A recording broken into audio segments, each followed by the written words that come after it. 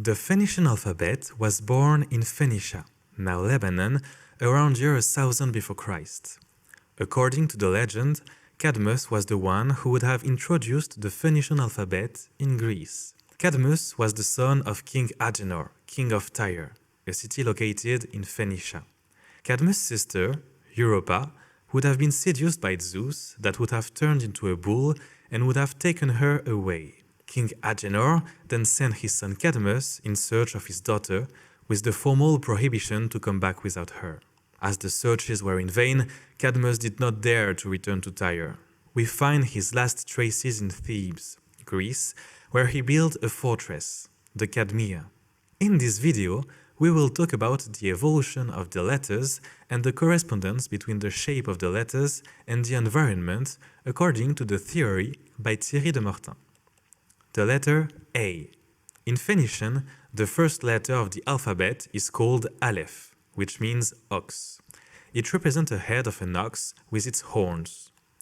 Later, in the Greek alphabet, it evolved into the letter Alpha, but this time with the tip up. Why? To explain it, it is necessary to represent the letter Alpha in 3 dimensions.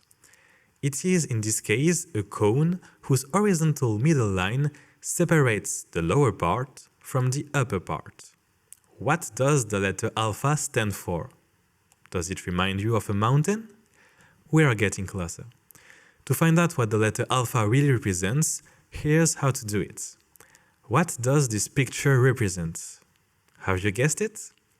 This is the Acropolis in Athens. The Acropolis of Athens is a limestone rock plateau rising in the center of the city of Athens. What does the word Acropolis mean? It is composed of the prefix akron, which means up, at the top, and the word polis, which means the city. The Acropolis is therefore the city at the top. We then realize that the word akron has a particular property, namely that its first letter, alpha, is a pictogram of the word, that is, a simplified representation of the A word as an acronym. A therefore represents the top, what's on top, and this in several Greek words. This explains why, over time, the A has oriented its tip upwards. Simple, isn't it? The letter pi. The letter pi comes from the Phoenician P, which means mouth. But here it is. The word mouth is called stoma in Greek. So it starts with the sound S. Therefore, we cannot use the Phoenician P to represent the P in Greek. The letter P thus undergoes many transformations in Greek over time. The rounded shape of the letter pi in Greek, is gradually moving to a much more geometric and angular form. It is even said that the small vertical line in the intermediate phase would make it possible to distinguish the letter pi from the letter gamma. The letter pi takes a definitive form with 2 vertical lines, surmounted by a horizontal line that protrudes a little on each side, to the right and to the left.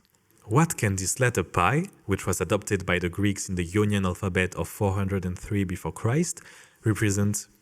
It is an alphabet that the Greeks adopted following the Peloponnese War that tore Greece apart. This gate is the Lion Gate at Mycenae. We will notice that it is made up of 2 vertical pillars surmounted by a horizontal lintel going a little bit over on each side to the right and to the left. The word gate in Greek is called pili.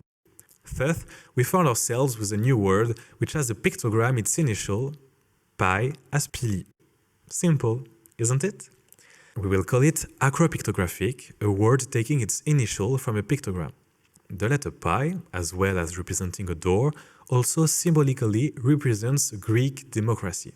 It is indeed in the Greek cities that the ancient civilization develops, a society made up of elected representatives of the people, such as clergymen, philosophers, soldiers, physicists, mathematicians, or physicians. Finally, it should be noted that the word pili means also a temple gate. The letter pi is also a symbolic representation of religion. The letter Y. The Phoenician alphabet is an abjad, which means that it is only constituted of consonants. Therefore, the Greeks invented vowels, most often by transforming a consonant in vowel. This is the case for letters A, E, I, and O. For the U sound, the Greeks invented a vowel, which is the letter Y.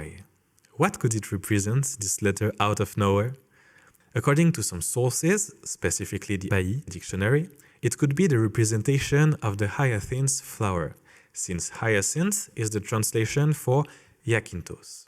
One could also see the representation of the word eustera, which means matrix, sex, womb, and later gave the word uterus. Let's move on with round letters. First, the letter O. This letter is pronounced as hayin in Phoenician. It is, of course, a consonant. Hayin means eye in Phoenician and also in Arabic. By what mystery this consonant does turn into a vowel in Greek? First of all, how do you say eye in Greek?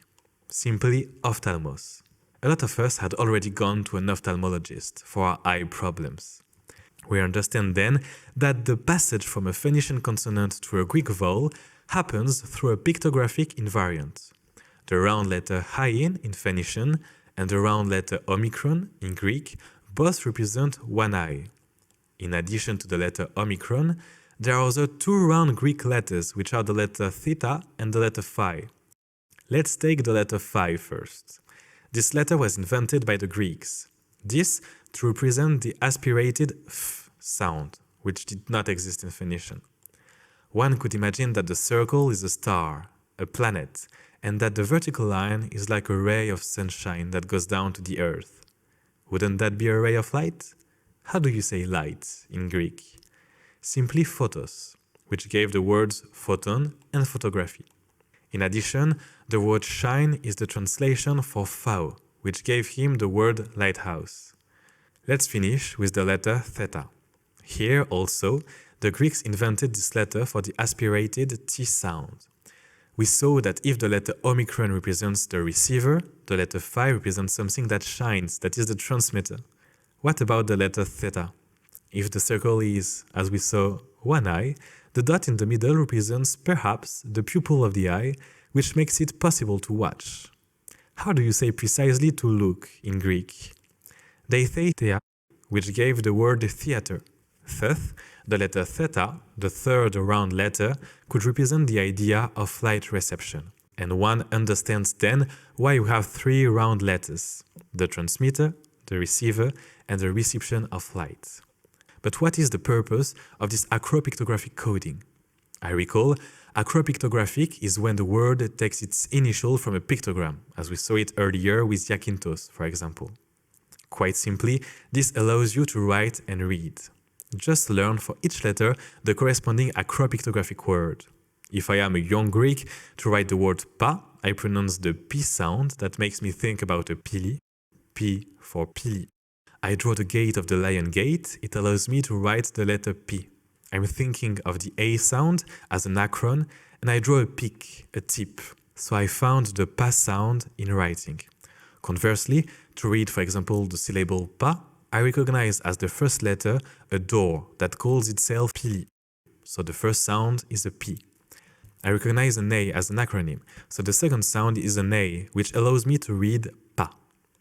Finally, let's talk about writing the word God, Goddess, in Greek, then in Latin. First, in Greek, God, Goddess, is the translation for theos, thea.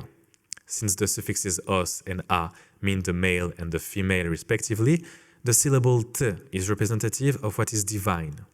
So there is only one consonant left, theta, to say God, Goddess. We saw that theta could mean watching, since it is an eye and its pupil.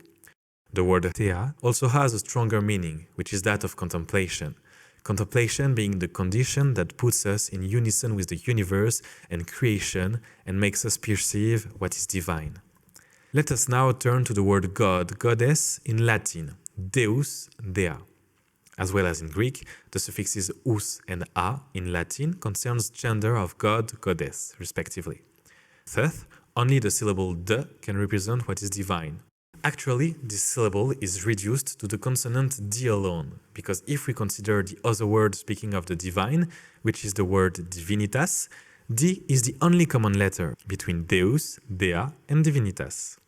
In Greek, the letter D exists in delta to express the sound of D. It can be associated with the word dia, which means to separate, pass through, divide. The letter D being the result of the division, as in diameter, which is this line that separates, that divides the circle in two equal semicircles. The word dia gave the Greek word diabolos, devil, which is literally the one that divides, that separates and disunites. On the other hand, in Latin, the letter D could be associated with the word meaning half moon. There are 4 of them, which are dichotomos, decrescens, dimidius, and defectus lunae. The moon being associated to a woman's menstrual cycle, the letter D could be also symbolically associated to female fertility. To conclude, the alphabet speaks of the man, of the woman, of the animal, and even of the gods and goddesses. Would the alphabet be anthropomorphic, assigning characteristics, behaviors, and a human morphology? The alphabet frees itself from races. It is therefore a representation of humanity.